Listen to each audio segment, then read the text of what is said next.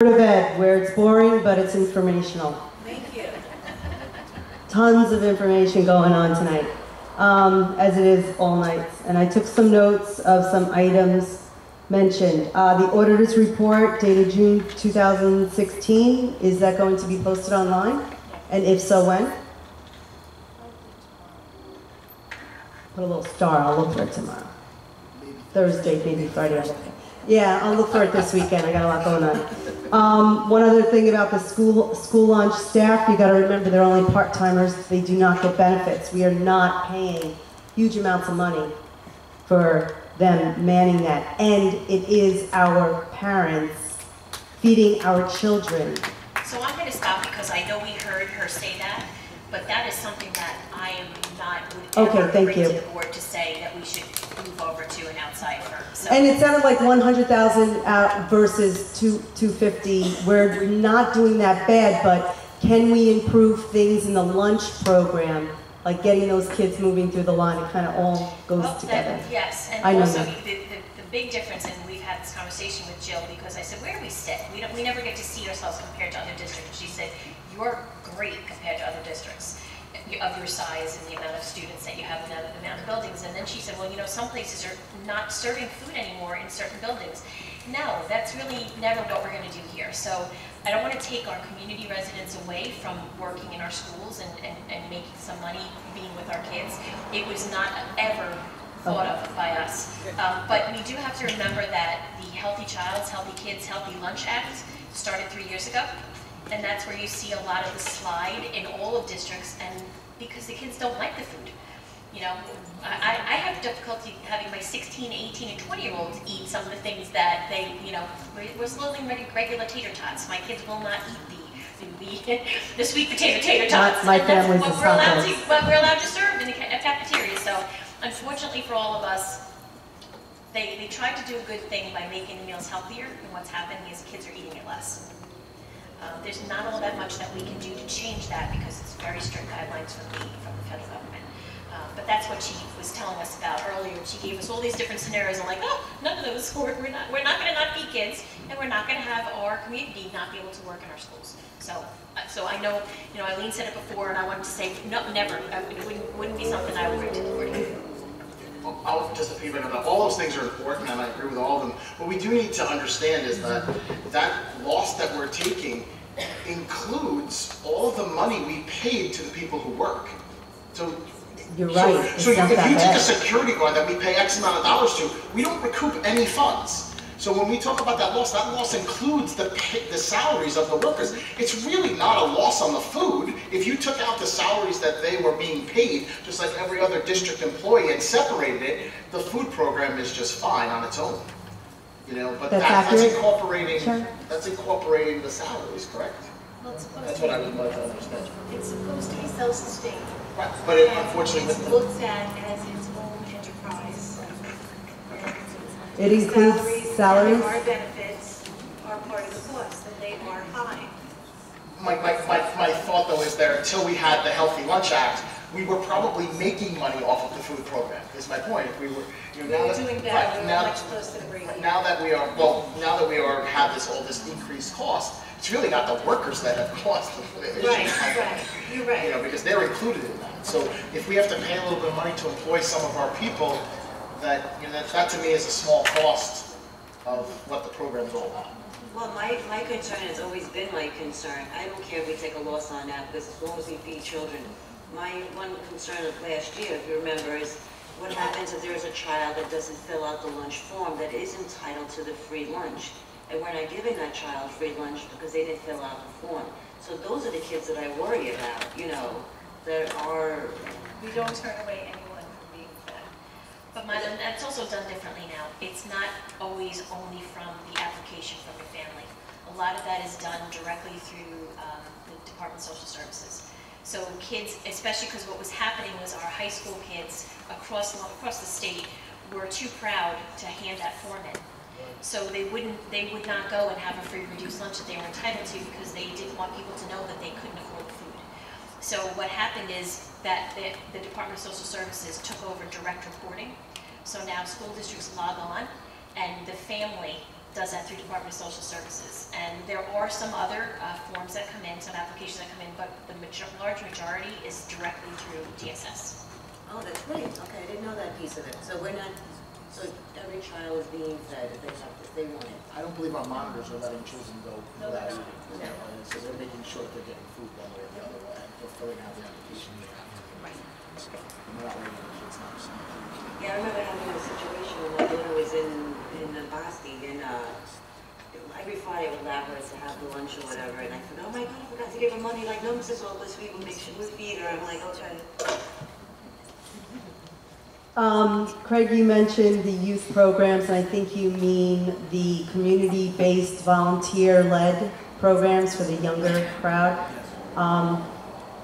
I've actually spoken with the varsity soccer coach at the time, and if you look at just the soccer program, there are 3 youth soccer. They're not going to come together. I'm just telling you, I wish they would, so that we can direct those children to the school program and then move forward. But it's huge undertaking, and it's very difficult to even, as a volunteer, keeping a board going and moving in the same direction. It's not an easy task. So that's what you're dealing with, a lot of volunteer groups. And as somebody mentioned in the audience, I don't know if you heard it, but she had said that you've got that many different boards that you have to deal with and come together. So. Well, I misunderstood you, Craig. I didn't know you were speaking about outside organizations. I thought you were talking about the varsity on the high school level, sort of mentoring the level of coaches on the. Yes, that's what I was talking about. So you're not talking So about I'm outside wrong. groups.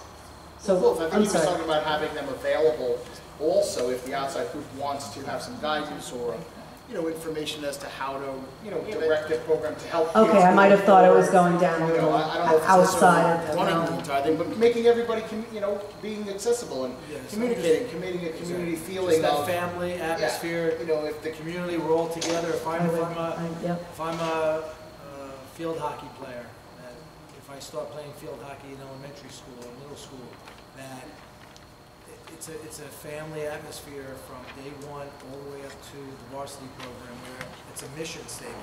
We're all involved in it for the same reason, to make ourselves better, as good as we can be, and to work together and help each other. And adults have to come together and understand that. So, it's a process. I don't know how long it could take, but like I said, some programs are doing it right now. It's just trying to get every program to jump on board and get involved and do it. And be successful. I was also thinking about the facility use and the safety and stuff like that. There are key cards for all the buildings, correct? And if there was an approved facility form filled out and everything, what about that group organization getting a key card to get in and having somebody at the door to let their members in? Is there a way to Number 2, it can be deactivated at the end if it's not handed in or reused. I don't know the cost on that, but it is kind of ensures that only groups that we know who's in there have access to that. I know that can't happen with the fields because Sunday afternoon, late afternoons, we've got people coming from different areas, pick up soccer games. They wait until the groups with use are off of there and then they use it. I have one more thing. If you could just, another Board of Ed, I'm sorry, I'm having difficulty concentrating. A different Board of Ed, they have their structure of their Board of Ed meetings. Their planning meetings are more of a round table. And then they have, what's the other type of meeting? Planning and business. And then their business meeting is more formal, like this setting, where they go through their agenda. But the planning meeting is more of a community discussion type thing. We've begun to change last year when we changed the policy. When we changed the policy at the different meetings, because it seemed like every meeting was both planning and business, and they were getting exceedingly long. Yes. Not that today is short, because we're looking at 10:05 at this point, but they were getting exceedingly long. So we did differentiate the difference between planning and business. And what we really try to do as an administration is we give presentations during planning so that the board can have discussions on the things that we're doing in the district. And then they don't make decisions on anything that we have that night, and then we vote on whatever needs to be taken. That's how this one works, but Yeah. also those discussions involve the community. Well, one of the things that I brought back from the last NISBA convention, which Mr. Ferrioli and I will be attending 2 weekends from now, is that they have their board study groups. And it's kind of a real informal night, and it's something like, and I think there's maybe something like what Craig is talking about as a board goal would be something to try. You bring in different people, you sit them at different tables, and they talk about the question at hand and how we can brainstorm as a community to make these kind of programs work. So that's something that was working in a district or two, and I went to see that presentation. I loved the idea.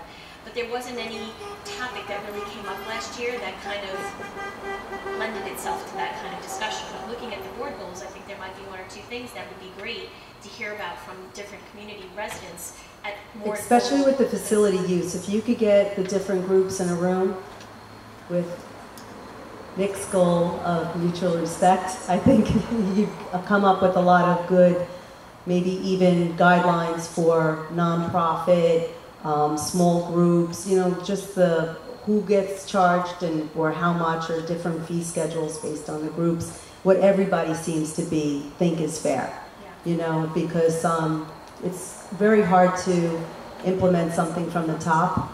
It always has more success when it's from the bottom and when there's community input. So that's the only thing I'm thinking about that, especially having been filling out building use permits for at least 3 or 4 groups since I've been volunteering. So I've seen lots, paperwork, asked a lot of questions, got a lot of answers. So there's a lot of feedback there.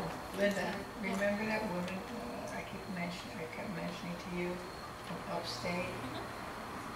She had a summit, basically, and she had all sorts of groups.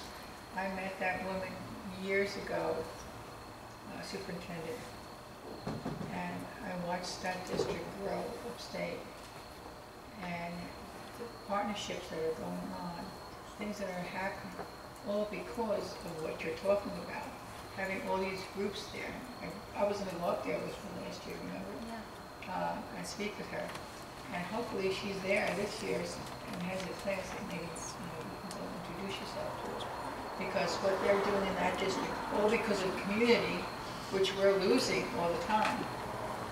You know, first we have to gather them, to grab them in, and even though some people don't like my idea, I really do believe we belong back in the schoolhouses. And I will pick you up and take you with me every place we go, so you won't get lost. Do you happen to know the size of that district? Oh, it's big. It was a big district?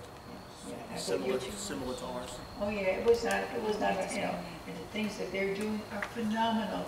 Their growth, I was just to listen to her.